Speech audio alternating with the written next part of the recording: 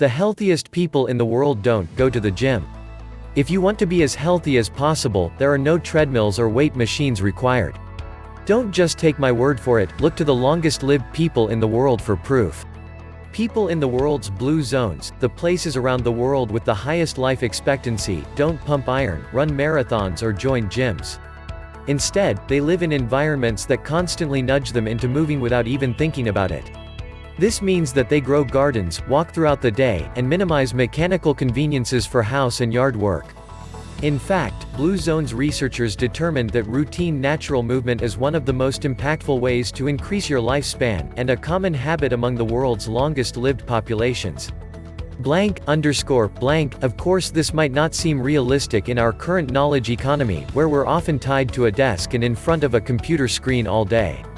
Moving naturally throughout the day might sound pleasant and romantic, but the reality is that 100 years ago only 10% of us had sedentary jobs, whereas today it's 90%. However, there are still easy ways to add more movement into your busy lifestyle. One of the best ways to do this is to use an active mode of transportation.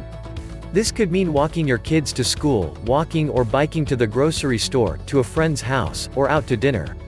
Ideally, you could walk or bike to work as well, or walk-bike to the bus or train station, if that's more feasible.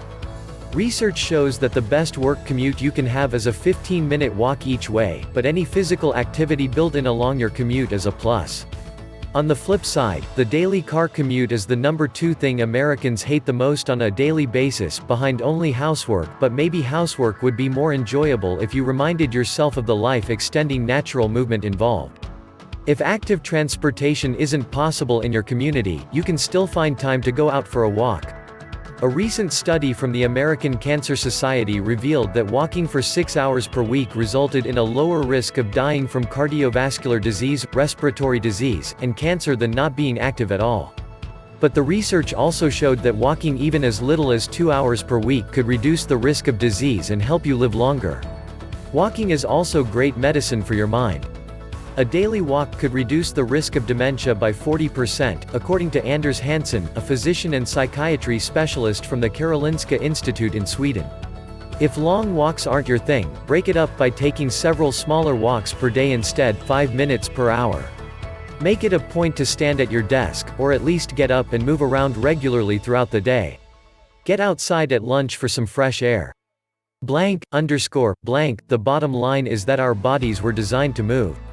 And that doesn't necessarily mean going to the gym. You don't need to lift heavy weights or grind through high-intensity interval workouts to live a long and healthy life.